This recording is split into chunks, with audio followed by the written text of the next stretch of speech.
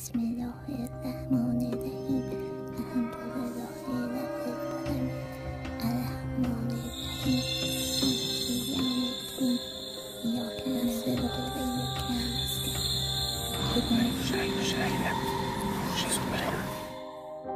نستعین. و حتی مثلا از سن 4-5 سالگی شروع کردم نماز رو یاد گرفتن و مثلا قبل از اینکه وارد مدرسه بشم سوره های قرآن رو حفظ می‌کردم. دین هستن، اینا خیلی شستشون مغزی ما رو می‌کردن و اگرم یه همچین چیزی میشنیدم خوشحال می‌شدم. ولی همیشه به ما میگفتن حتی اگر یه مسیحی رو بکشیم وارد بهشت میشیم.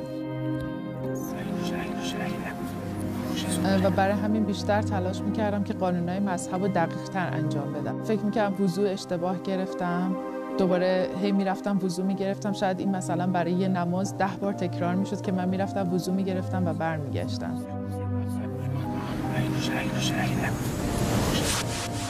و مریضی روحی هم که گرفتم، افسرده وحشتناکم بودم. احساس کردم که هیچ وقت به خدا نرسیدم و مامانم تو حالت مرگ بود. خیلی هم وابسته بودم به مامانم و گفتم که من خودم رو میکشم اگه اجازه ندی تو خونه این کار رو بکنم، بیرون از خونه خودکشی. ولی تو جوونی، تو آینده داری مامان جان.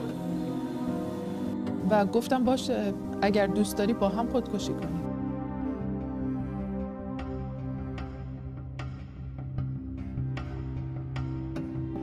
My brothers and sisters, I'm with you tonight. The Lord has a special message for you tonight. If you're hopeless, if you're oppressed, if you're planning to commit suicide, the Lord says stop. He has a hope and a future for you. If you're planning to kill yourself, stop and call me. و برای نیم ساعت با کشورما صحبت کرد. کاری که کردم انجام میدم و اگر تو بخوای پشیمون بشی من خودم تنها این کار میکنم. وقتی که رفتم توی اتاق دیدم مامانم داره دعای توبه رو میکنه و خیلی عصبانی شدم. به من ندیا، نه چایش میکنم. نمیخوام باش حرف بزنم، ولم کن. نمیخوام، قطع کن بینم. چی داره خدا فردینا؟ نمیخوام. لجبازی نکن. قطع کن. خجالت بده. هرمز مگه کیه؟ ولم کن. کشیش هرمز کیه؟ ولی شما گفتین اگه کسی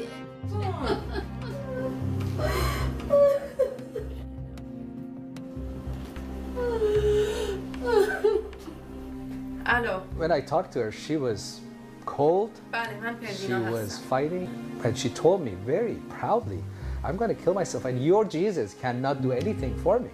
After about an hour of argument with her, and I couldn't change her mind. عیسی من به تو ایمان میارم. You said it yourself. Allah has done nothing for you. Give Jesus just one chance. You can always kill yourself next week. وقتی که این فکر اومد توی سرم گفتم این بهترین راهه که یه بار دیگه تا آخرین لحظه مرگم به الله خدمت کنم. She was thinking, okay, I'll pray, and next week, this time, Jesus had not done anything for me.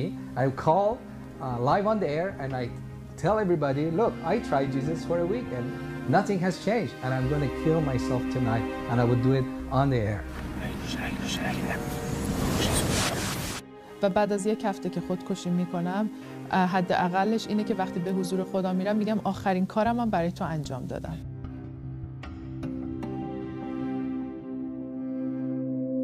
فردا صبحش که از خواب بیدار شدم، ساعت نیمه شب بود که از خواب بیدار شدم، دیدم که مامانم خیلی راحت داره تو خونه راه میره و دیگه اونطوری نیست که تعادل نداشته باشه یا دستش رو جایی بگیره. گفتم ما باید سریع بریم بیمارستان و وقتی که جواب رو سریع گرفتیم دکتر گفتش که فقط میتونم بگم یه معجزه شده چون هیچ اثری از بیماری MS نیست.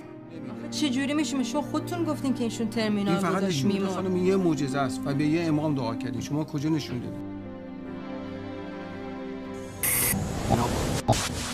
خانم این شب یک معجزه است. این یک معجزه است.